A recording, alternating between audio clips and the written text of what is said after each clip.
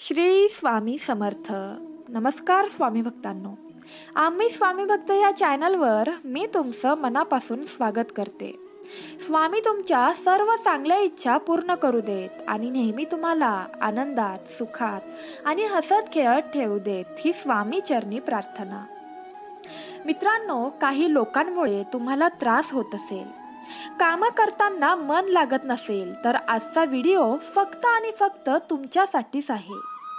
श्री स्वामी समर्थ महाराजांना त्रिवार वंदन करून आजच्या व्हिडिओला सुरुवात करते. श्री स्वामी समर्थ. शुभमने काही दिवसांपूर्वीच आपले MBA चे शिक्षण पूर्ण केले होते आणि तो आता चांगल्या नोकरीच्या शोधात होता. त्याने काही दिवसांपूर्वीच एक इंटरव्ह्यू देखील दिला होता आणि कालच त्याला कंपनीकडून एक कॉल आला की शुभम, आज तुझी निवड झाली आहे. शुभम खूपच आनंदी होता कारण त्याला कंपनीकडून फोन आला होता. पहिलाच जॉब असल्यामुळे त्याने पहिल्या दिवसापासूनच अगदी जोशात सुरुवात केली होती. शुभम एक प्रामाणिक, मेहनती आणि जबाबदारी घेणारा मुलगा होता, म्हणून कंपनीचा बॉस हा शुभमवरती नेहमी आनंदी असे. थोडेच दिवस झाले असतील आणि शुभमला कंटाळा येऊ लागला. त्याने पाहिले की त्याच्याबरोबर काम करणारे बाकीचे त्याचे कलिग्स कामचुकारपणा करत आहेत, कामाची टाळटाळ करत आहेत, बॉसची तसेच इतर लोकांची निंदा करण्यात त्यांचा वेळ वाया घालवत आहेत. हे सर्व असे वातावरण शुभमला अजिबात आवडले नाही. तिथल्या काम करणाऱ्या लोकांची नियत काही चांगली नाही असे त्याला वाटायला लागले. या सर्व गोष्टींचा विचार करून त्याने शेवटी नोकरी सोडण्याचा विचार केला. एके दिवशी रेजिग्नेशन लेटर घेऊन तो आपल्या बॉसच्या केबिन मध्ये गेला. बॉसने लेटर पाहिले आणि त्याला विचारले, काय झाले शुभम, जॉब का सोडत आहेस?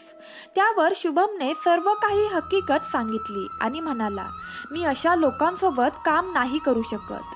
त्यांची मानसिकता खूप खालच्या पातळीची आहे. बॉसने खूप विचार केला आणि ते शुभमला म्हणाले की ठीक आहे शुभम, तुझी जर इच्छा जॉब सोडायचीच असेल तर मी हे लेटर स्वीकारतो, पण जॉब सोडायच्या आधी एक काम करशील का?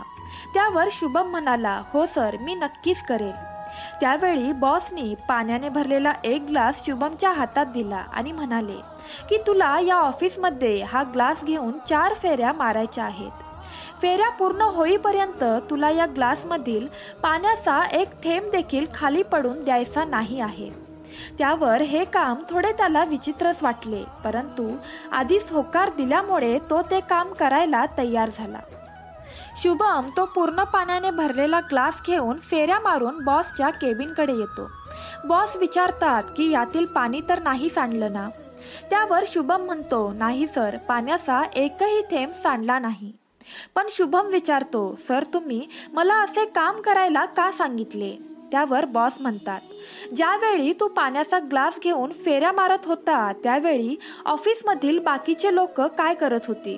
त्यावर शुभमने विचार केला, पण तो म्हणाला, मला माहित नाही ते काय करत होते. माझे पूर्ण लक्ष ग्लासवरतीच होते. मला असे वाटते की बाकीचे लोक काम करत असतील, मला काही कोणाचा आवाज आला नाही. त्यावेळी बॉस म्हणाले, असे काहीच नाही, सगळी लोक तेच करत होती ज्यामुळे तुला त्रास होत होता, ज्यामुळे तू नोकरी सोडण्यास तयार झाला होतास, परंतु त्यावेळी तुझे लक्ष त्या ग्लासवरती होते. शुभम, अशाच प्रकारे जेव्हा आपल्या आयुष्यात मोठी ध्येय असतात आणि ती गाठण्यासाठी आपल्याला फक्त त्यावर लक्ष केंद्रित करावे लागते, त्यावेळीच आपल्याला आजूबाजूच्या लोकांचा त्रास होत नाही.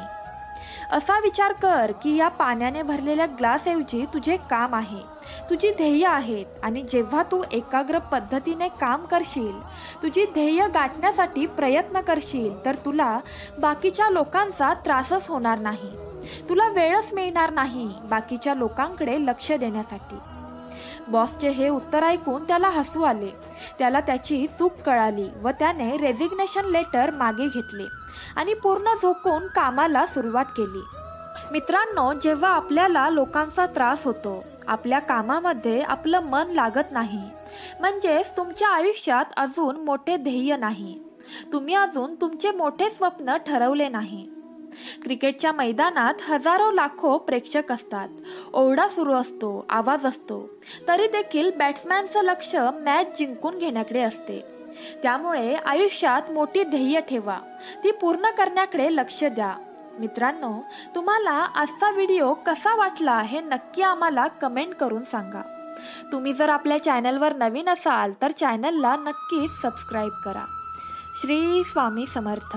जय जय स्वामी समर्थ.